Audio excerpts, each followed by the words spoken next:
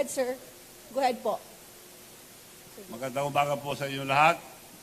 Ako po, former Governor Chavit Singson ng Ilocos Sur. Ang gagawin ko po, manalo at matalo, yung ginagawa ko na ngayon. Yung modernization ng electric vehicles, electric jeep, electric tricycles, electric motorcycles. Matagal na pong programa ito ng gobyerno, hindi magawa-gawa. Dahil pinapadala sila sa land bank para umutang. Mag-down payment ng 500,000, mag-porsyento. So matagal na po yun. Nakita kami minsan ni President Marcos. Kako, this time, Mr. President, mangyayari na yan.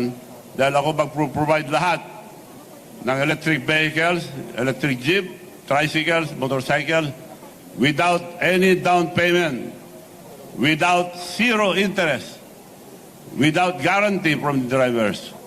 Ang magagaranti yung mga mayors, governors, or transport group or cooperative. Buong Pilipinas po yun, malaki po yun, ginagawa ko na.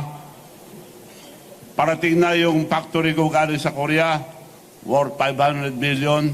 At mag-uumpisa na po kami by December, latest January.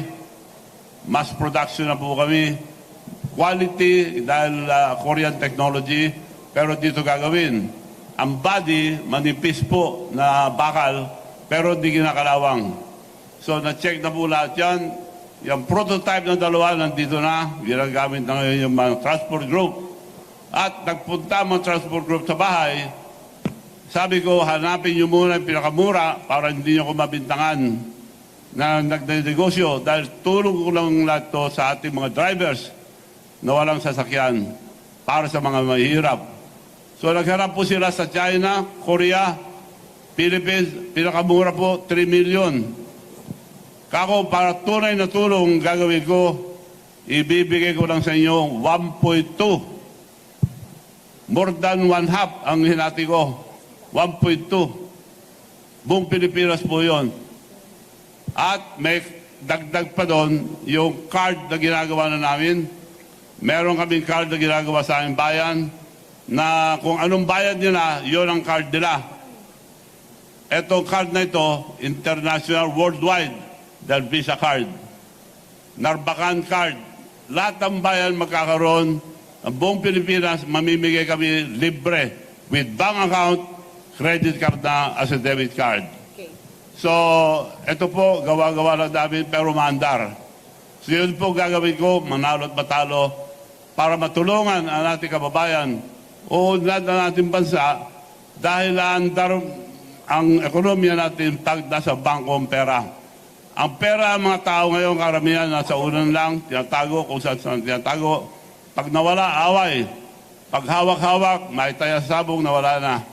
So, makakatulong po ito, ginagawa ko na, gagawin ko, at mas marami akong magagawa, mas madali ko magawa kung ako ihalal na senador. Okay. Maraming salamat, sir.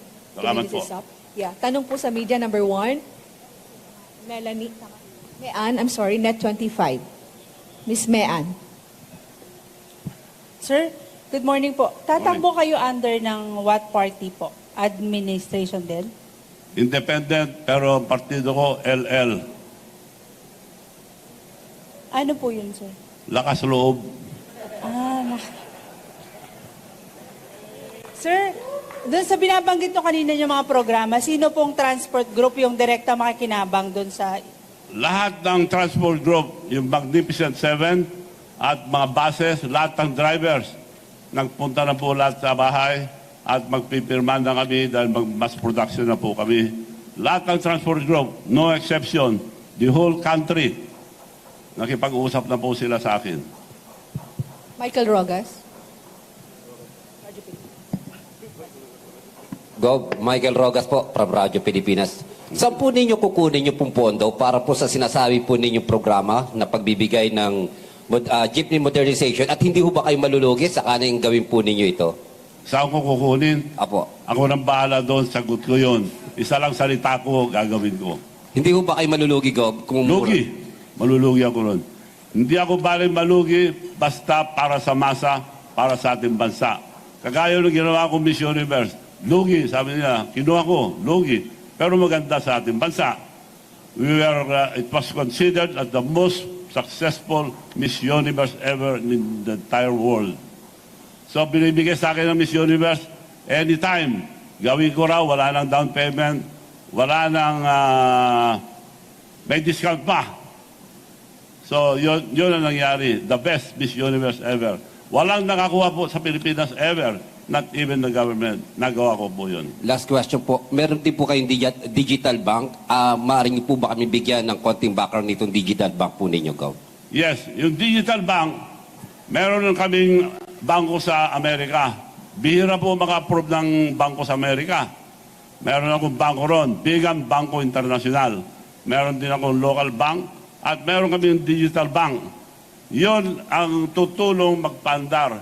Right now, our card is being powered by Union Bank.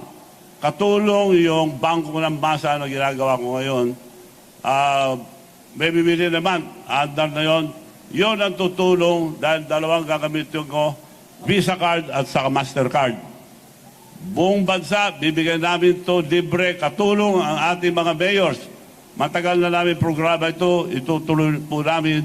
Kasama ko po yung mga local officials, local government officials, governors, mayors, city mayors, and cooperative and transport group. So, eto po, itatap lang sa jeep nila, lipat na sa account nila. At nagagamit ito sa buong mundo. Nasubukan ko na US, Las Vegas,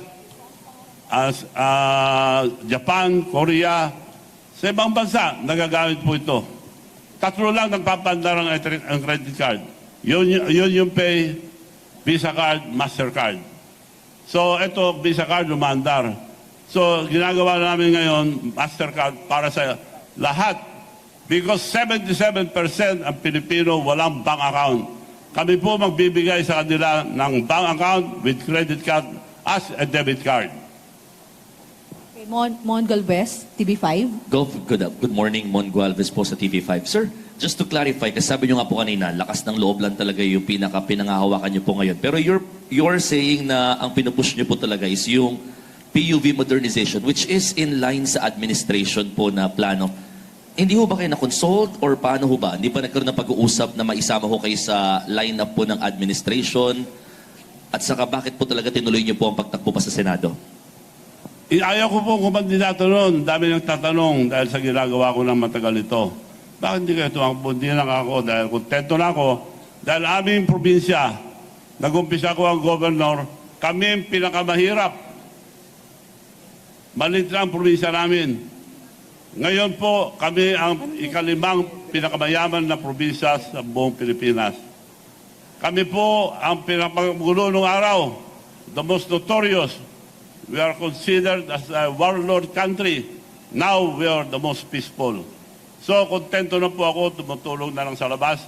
Kaya ito na ang ginagawa ko ngayon, puro tulong. Lalong-lalo na sa ating mga kababayan na mahirap.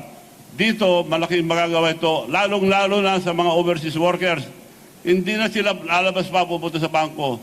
Sa telepono lang at sa itong card na ito, makapagpapadala na sila ng pera, diretsyo sa mga mag-anak. Hindi na mawawala. Malaking tulong sa overseas workers natin ito. At sa lahat. Okay.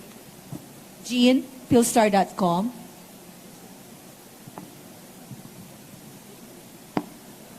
Sir, hello. You said that whether or not you win, you'd fund EV vehicles. So why the need to run for senator? Ma'am, what's that again? Can you repeat, ma'am? Why the need to run for senator? Kasi whether or not you win, you'll fund yung mga electronic vehicles. So bakit kailangan niyo pa po tumakbo? Bakit ako tumakbo? Para mas madali gawin ang making mga ginagawang pagtulong sa taong masa dahil punong-puno pa rin tayo ng red tape. Ma-red tape pa rin, ang hirap gawin. Yun lang ginagawa ko na pamimigay ng jeep. Ang daming dinadaanan. Dadaan sa DOST, dadaan kung saan-saan. Mahirap po. Pag nasa Senado ko, mapapabilis ang pagtulong ko sa taong bayan, lalong-lalo na sa mga mahirap. Nico Bagsik, Teleradio. Good morning po, Governor Chavit. Sir, na-mention niyo po, nakausap niyo po yung Magnificent Seven po na transport group po, no? How about po yung Piston at saka yung Manibela? Kasi sila po yung against po dito sa jeepney modernization program. Nagpunta na po sila sa akin bahay. Kasama po sila lahat. Walang humindi. Ang babang presyo, lugi ako ron. Billions ang lugi ko ron. So, pumayag po sila. Ang ayaw ang iba, yung consolidation. Kinukuha yung prangkisa nila. At sinasabi kung saan sila bibiyahe. As far as the modernization program is concerned, payag lahat po sila. And then, Governor, na-mention niyo po na yung mga prototypes po ay galing po sa Korea po, ano? Hindi po ba maapektuhan ito yung mga local producers po natin ng mga sasakyan po katulad ng Saraw? Hindi po. Dinala ko na rito. Dito ko gagawin. Dito factory. Kung gusto nila tumulong, sila mag-supply. Kung mapapantayan nila yung pagtulong na ginawa ko. Makakatulong sila kung mag-supply sila ng mga parts. Pero kung makipag-compete sila, okay lang. Sila nang gumawa. Dahil hinati ko yung presyo, lugi ako ron. And then finally na lang po, Governor, kayo po ay tumatakbo din po ba under the former President Duterte's party or hindi po? Wala. Pasalamat ako kay President Duterte dahil in-endorse ako. At si Presidente Marcos, tinulungan ko. Ang plano lang niya noon, Vice President. Ako nagsabi na Presidente i-file. Pero pag si Sara, dahil napakalakas ni Sara, bababa ka, I'll have the leverage to talk to Sara na maging Vice President ka, protected ka na, hindi ka naman dadaya. Tinulungan ko si President Marcos. Hindi pa ko in-endorse ko. I-endorse ako, pasalamat kay President Marcos. Kung hindi niya ko i-endorse, salamat pa rin. Sir, Mr. Governor, tapos na po yung 2 minutes natin. Maraming salamat po sa inyo Thank lahat. you. Okay. Sir, may tatanong na po yung media sa inyo. Tapos na po. Tapos na yung Cheryl. Okay na? Okay na po. Okay.